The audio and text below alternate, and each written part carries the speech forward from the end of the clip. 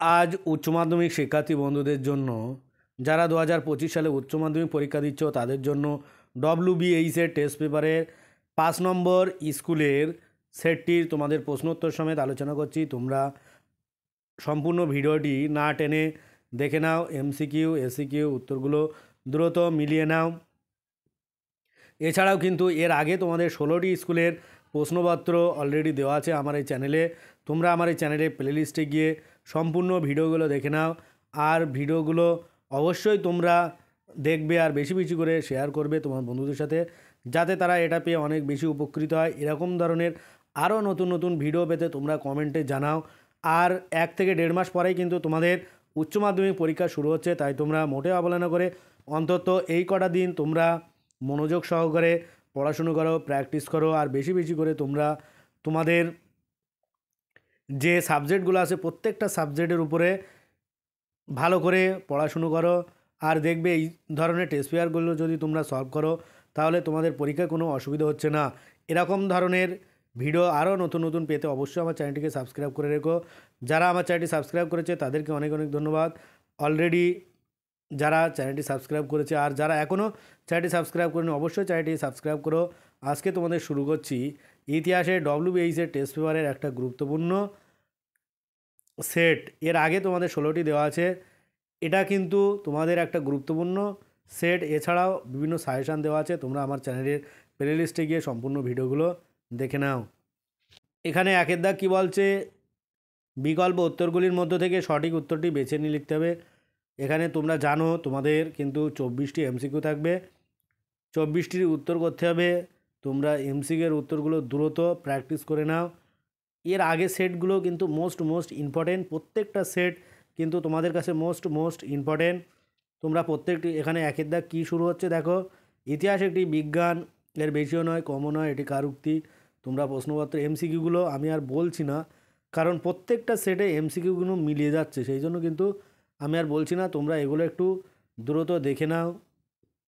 আর আগের সেটগুলো তোমরা আমার চ্যানেল প্লেলিস্টে গেলে দেখতে পারবে, সেই জন্য ওখান থেকে একটু দেখে প্র্যাকটিস করে নাও। আমরা তোমাদের কি বলবো যে কিউরগুলো যেগুলো এখনও কোনো সেটে নেই সেইগুলো নিয়ে একটু আলোচনা করব।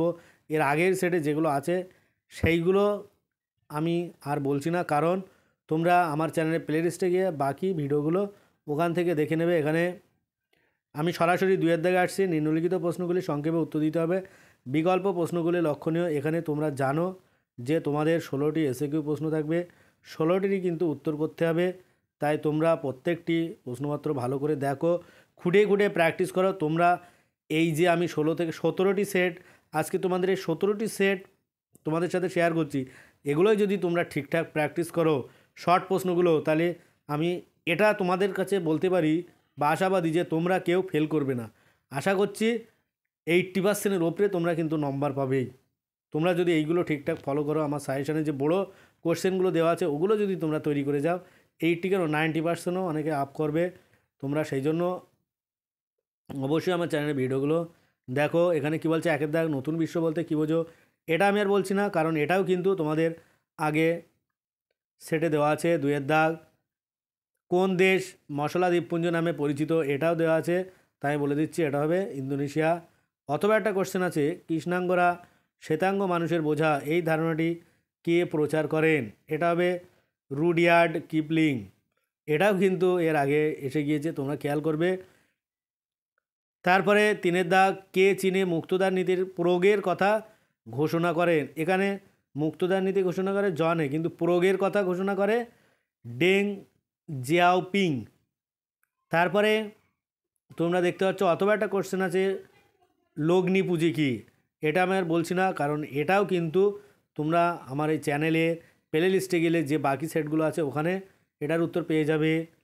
তারপরে 4-এর দাগ দস্তক কী, এটাও আমি আর জানাচ্ছি না, কারণ এটাও একাধিকবার এসছে, বিভিন্ন সেটে ঘুরিয়ে ঘুরিয়ে প্রশ্নগুলো কিন্তু আসছে। তোমরা খেয়াল করো, প্রথম দিকে যদি সেটগুলো ঠিকভাবে প্র্যাকটিস করো শেষের দিকে কিন্তু আর অসুবিধা নেই, 2-একটা এক্সট্রা থেকে যায়। 5-এর দাগ কাউথা প্রথা, দেখো প্রত্যেকটা প্রশ্নই কিন্তু আগের সেটগুলো আছে। অথবা দিয়ে আছে প্রথম আফিমের যুদ্ধ কবে কাদের মধ্যে হয়েছিল, এখানে উত্তর হবে 1842 সালে ব্রিটিশ ও চীন এদের মধ্যে সংগঠিত হয়েছিল। তারপরে 6 দাগের প্রশ্ন আছে দিকু কাদের বলা হতো, এটাও কিন্তু আগের সেটগুলো আছে, তোমরা ওখান থেকে দেখে নাও আমার চ্যানেলের প্লেলিস্টে গিয়ে। প্রত্যেকটা প্রশ্ন তোমরা দেখো আগের সেটগুলো হয়ে গিয়েছে। 7 দাগ কী বলছে মেকলে মিনিট কি, এটাও আছে, বা চুয়ে পড়া নীতি, অথবা কে দক্ষিণ ভারতের বিদ্যাসাগর নামে পরিচিত, এটাও আছে। তোমরা এটার উত্তর কি কমেন্টে জানাবে, আমি দেখতে চাই তোমরা কতজন ঠিকঠাক প্র্যাকটিস করছো, তাহলে আমি বুঝবো। তোমরা যদি সঠিক অ্যান্সার দাও তাহলে ভাববো যে তোমরা ঠিকঠাক প্র্যাকটিস করছো। তারপরে 8 দাগের কোশ্চেন আছে জিউ গুয়ো শব্দের অর্থ কী, এটা হয়তো নতুন, এটার উত্তর হবে দেশকে রক্ষা করো। একই সাথে একটা প্রশ্ন আছে এটি কোন আন্দোলনের সঙ্গে যুক্ত, এটি কিন্তু চীনের চৌঠা মে আন্দোলনের সাথে যুক্ত। তাহলে কী হচ্ছে দেশকে রক্ষা করো আর চীনের চৌঠা মে আন্দোলনের সাথে যুক্ত।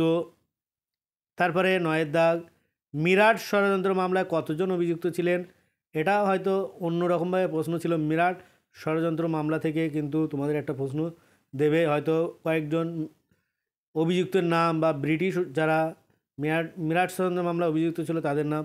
এখানে উত্তরটি হবে 33 জন কিন্তু মিরাট ষড়যন্ত্র মামলায় অভিযুক্ত ছিলেন। অথবা একটা কোশ্চেন আছে মাহাদ মার্স কি, এটাও আমি আর জানাচ্ছি না কারণ এটাও একাধিকবার এসে গিয়েছে। 10 দাগ এআইটিইউসি কবে গঠিত হয়, এর প্রথম সভাপতি কে ছিলেন, এখানে গঠিত হয় 1920 সালে, আর প্রথম সভাপতি ছিলেন লালা লাজপত রায়।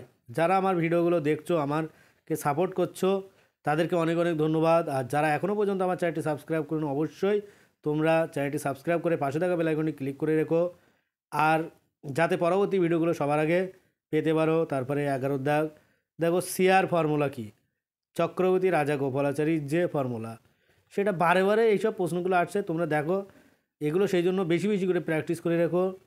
তারপরে 12 দাগ ভিয়েতমিন কি, এটাও কিন্তু একাধিকবার এসছে। অথবা একটা কোশ্চেন আছে কোন কোন অঞ্চল নিয়ে ইন্দোচীন গঠিত হয়, এটা কিন্তু নেই, সেই জন্য আমি উত্তরটা জানিয়ে যাচ্ছি। এটা হবে ভিয়েতনাম, লাওস ও কম্বোডিয়া, এই 3টে জায়গা নিয়ে ইন্দোচীন গঠিত। তারপরে 13 দাগ বার্লিন অবরোধ কি, এটাও কিন্তু একাধিকবার এসে গিয়েছে। অথবা একটা কোশ্চেন আছে মার্শাল টিটো কে ছিলেন, এটাও একাধিকবার এসছে, তাও আমি উত্তরটা জানিয়ে যাই যুগোস্লাভিয়ার রাষ্ট্রপ্রধান ছিলেন। তারপরে 14 দাগ বান্দুং সম্মেলন কবে কোথায় অনুষ্ঠিত হয়, উত্তর ইন্দোনেশিয়ায় 1955 খ্রিস্টাব্দে অনুষ্ঠিত হয়।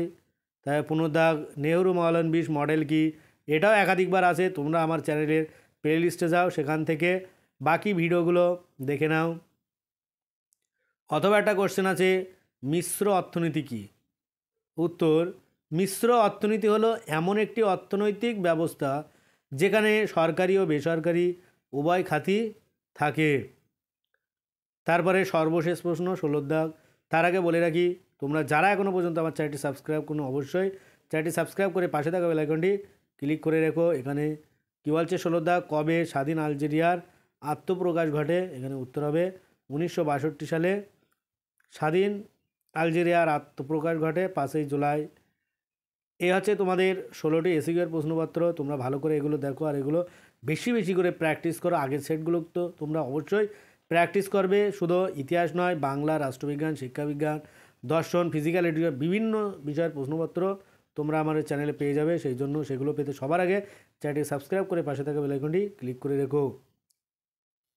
তারপরে 3 দাগ তোমরা প্রত্যেকবারই বলছি আর আমি বলছি না, এখানে তোমাদের 8টা 5 নম্বরের উত্তর লিখতে হবে, 50টা চললে তোমরা প্রশ্নগুলো দেখো। এই প্রশ্নগুলো কিন্তু আমার সাজেশানে হুবহু মিলে যাচ্ছে, তোমরা আমার সেই জন্য সাজেশানটা অবশ্যই ফলো করো। মিথ বলতে কী বোঝো, মিথ ও কিংবদন্তির মধ্যে পার্থক্য, তারপরে পেশাদারি ইতিহাস অপেশাদারি ইতিহাসের মধ্যে যে সম্পর্ক বা পার্থক্য অবশ্যই আছে। হবসার লেনিন তত্ত্ব আছে, পলাশি বক্সারের যুদ্ধের ফলাফল, নানকিং ও তিয়ানজিনের সন্ধির সত্য, প্রত্যেকটা প্রশ্ন কিন্তু তোমাদের কাছে মোস্ট ইম্পর্টেন্ট।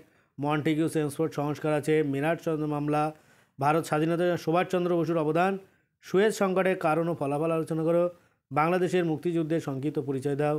প্রত্যেকটা প্রশ্ন কিন্তু আমার সাজেশন আছে, সেই জন্য প্রত্যেককেই বলছি আমার সাজেশনগুলো অবশ্যই তোমরা ফলো করো। কেবল ইতিহাস নয়, বাংলা, রাষ্ট্রবিজ্ঞান, শিক্ষাবিজ্ঞান, যে যে বিষয়ে সাজেশন দেওয়া আছে আমার চ্যানেল প্লেলিস্টে গেলেই কিন্তু তোমরা ওখান থেকে পেয়ে যাবে।